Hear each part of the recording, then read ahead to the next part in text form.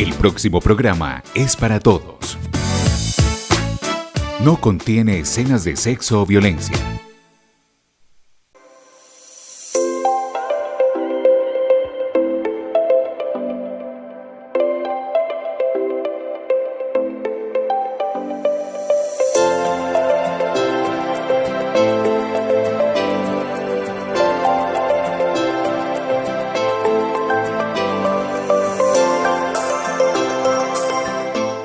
Televidentes y demás personas que nos ven a través de las diferentes plataformas digitales, bienvenidos a esta entrega de Estación Literaria, un programa para compartir con ustedes personajes, hechos e historias a través de la palabra y del cual pretendemos que se familiaricen con el mundo de la literatura.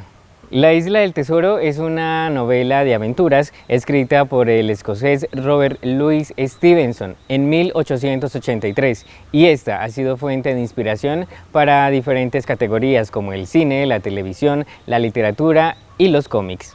Esta es la historia de un pirata que llega a esconderse a una posada de otros piratas que lo quieren asesinar para quitarle el mapa del tesoro y con base a este surge una historia fantástica de aventuras y guerra en búsqueda del tesoro. Espero que se encuentren ya listos y preparados para embarcarnos en esta historia del mundo literario. Durante la noche, la brisa nos había acercado mucho a la isla. Apenas media milla nos separaba de ella. Se avecinaba un fuerte trabajo.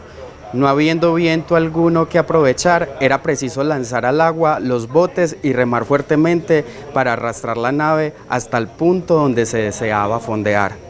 Habíamos de entrar en el fondeadero o cala situada entre las dos islas, la del Tesoro, que era la isla mayor, y la llamada del Esqueleto, y así se hizo. Los botes fueron descolgados, los hombres saltaron a ellos y comenzaron a bogar, quedándose sin cesar durante la maniobra. La cala se hallaba en un lugar mágico, protegido a ambos lados por las dos islas. Nos detuvimos en el centro de aquella laguna, desde donde nos hallábamos hasta cualquiera de las dos islas habría una distancia de 1/3 de milla. El comportamiento de los hombres empeoró en cuanto llegamos a bordo. Formaban grupos entre ellos, hablando en voz baja, murmurando entre ellos y poniendo gestos de desagrado.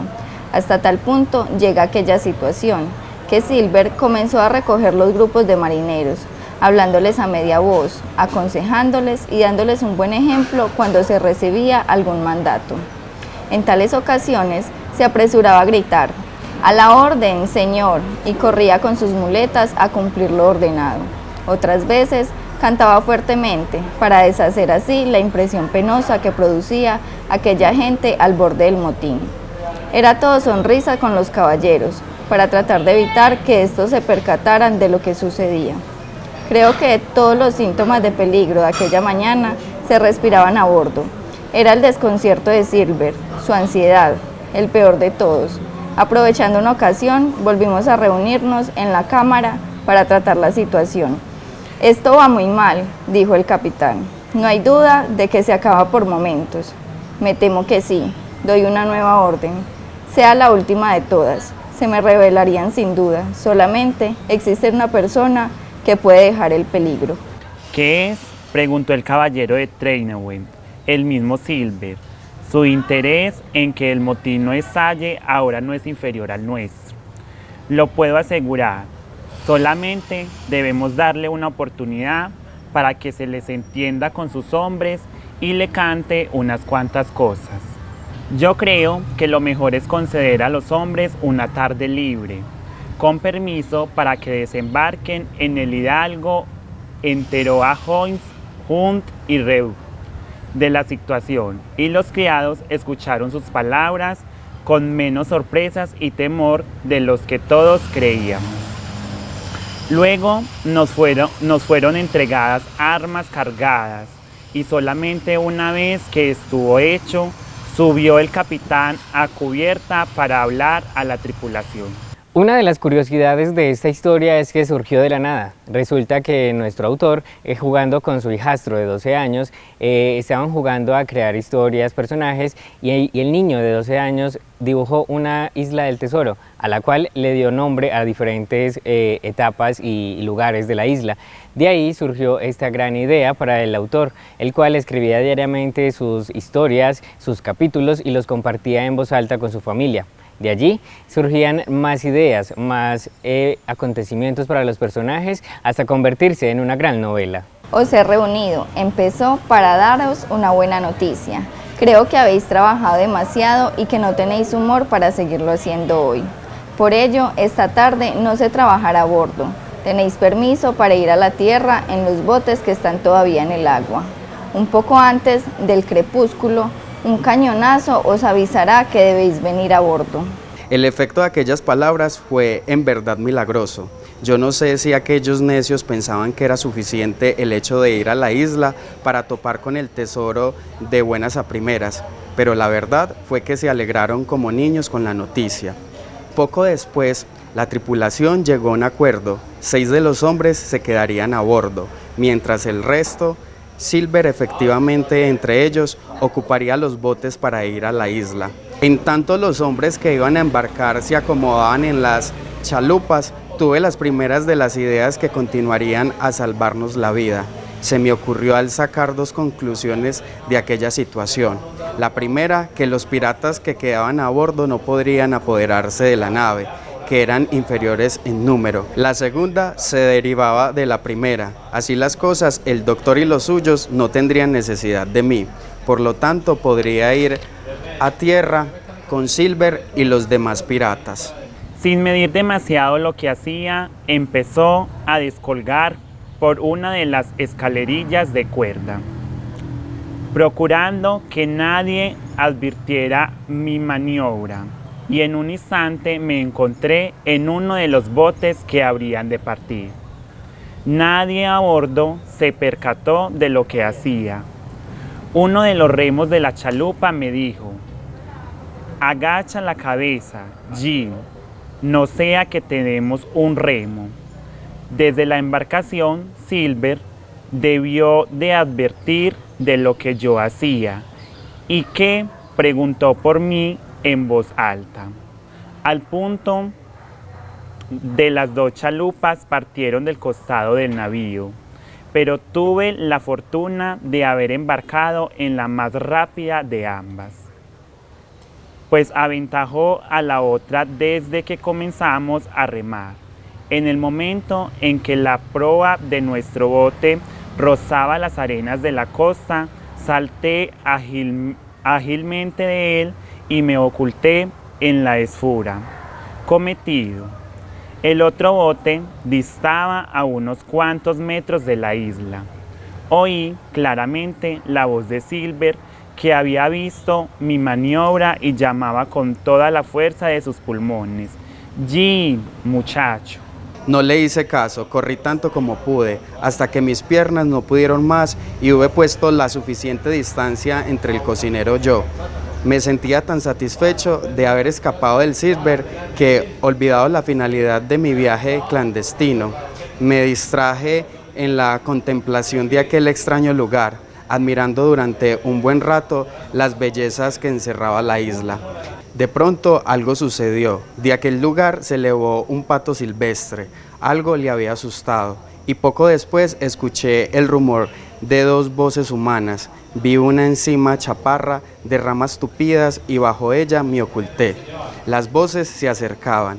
Bien pronto llegué a identificar la de Silver en una de ellas. La otra me resultó desconocida. Silver y su compañero se detuvieron. Mira, hijo, decía Silver con voz persuasiva, te hablo de esta manera es precisamente porque te aprecio. De no ser así, no iba yo a perder mi tiempo desgañotándome contigo.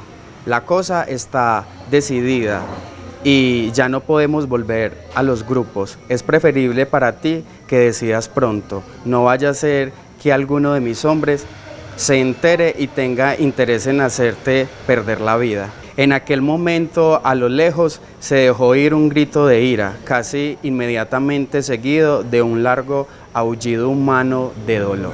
Stevenson tenía 30 años cuando escribió esta novela, su primer éxito literario. Primeramente fue publicada semana a semana, capítulo a capítulo, en una revista llamada Young Folks. Sin embargo, este no tuvo el alcance que se esperaba. Pero el éxito llegó cuando todos los capítulos se reunieron en un solo libro. ¿Qué ha podido ocurrir?, preguntó el joven. ¿Qué habrá ocurrido?, me preguntarás. Las pupilas del cocinero se clavaron como carbones encendidos en el rostro del otro. Me figuró que Alan habrá sido el que ha gritado. Alan, murmuró el joven, a punto de llorar de compasión. Pobre chico, era una buena persona. Me niego a secundar vuestros planes. Si es preciso, morir, moriré. Por una causa buena, ahora confesad. Si Alan ha muerto, ello se ha debido a los órdenes vuestras. ¿No es cierto? Decir la verdad. Y sí, así ha sido. Acabad también conmigo, tenéis el valor para ello. Dicho esto, el marinero dio la espalda valientemente a Silver y comenzó a andar, pero apenas logró dar más de unos cuantos pasos, sosteniéndose en la rama de un árbol, el cocinero tomó en su mano su muleta, la levantó en el aire y la lanzó con fuerza increíble sobre el marinero. Se produjo un golpe sordo, el acusado por la muleta al golpear la espalda del infortunado joven, que cayó al suelo con un quejido lastimero. Había sido mortal el terrible golpe. Nunca habría de saberse que Silver se arrojó cuchillo en mano sobre él, cuerpo caído al que asestó 2 feroces puñaladas. Creía desmayar. Apresuradamente comencé a retroceder, lleno de terror, procurando no meter nada de ruido. Sabía que me encontraba perdido, en el momento en el que el cañón de la Española no llamara a bordo. ¿Qué podría hacer yo? ¿Cómo me hubiera atrevido presentarme entre aquellos piratas que acababan de matar tranquilamente a 2 hombres? Por otra parte, ¿qué alternativa me quedaba? Había de ingeniármelas del modo que fuera para regresar a nuestra embarcación. Pero, ¿cómo? 1000 pensamientos bullían en confuso tropel en mi pobre cabeza, y al mismo tiempo, tantas emociones terminaron con mis energías. Me sentía enormemente fatigado. Me disponía a descansar, cuando mis ojos se detuvieron en un horrible y nuevo peligro, que me dejó sin movimiento y aceleró espantosamente los latidos de mi corazón. Apenas amaneció, nos levantamos todos y dimos comienzo a la dura labor que nos esperaba trasladar el tesoro y hacer los preparativos para la marcha. Habíamos de llevar el tesoro hasta la orilla del mar para transportarlo desde allí a bordo del navío. El hecho de que fuéramos tan pocos dificultaba la labor en cuanto que lo hacía lenta y pesada. Ni qué decir de que todos los participantes, según nuestras fuerzas y posibilidades, en el traslado del tesoro éramos suficientes. En prevención de que los 3 piratas que aún quedaban vistos y sueltos hicieran alguna tentativa de agresión, colocamos siempre un centinela mientras el trabajo se llevaba a cabo. Un solo hombre en lo alto de una loma era más que suficiente para advertirnos de cualquier peligro. Gray y Begún embarcaron en el bote, y suyo fue el trabajo de hacer innumerables viajes desde la costa al navío y viceversa. Los demás acercábamos el oro y las monedas hasta la orilla misma del mar, para dar una idea de lo cansada y fatigosa que aquella ocupación era. Diré 2 lingotes de oros atados entre sí por una cuerda, y pasaba este sobre el hombro de una persona. Era todo el peso que éste podía transportar en un viaje.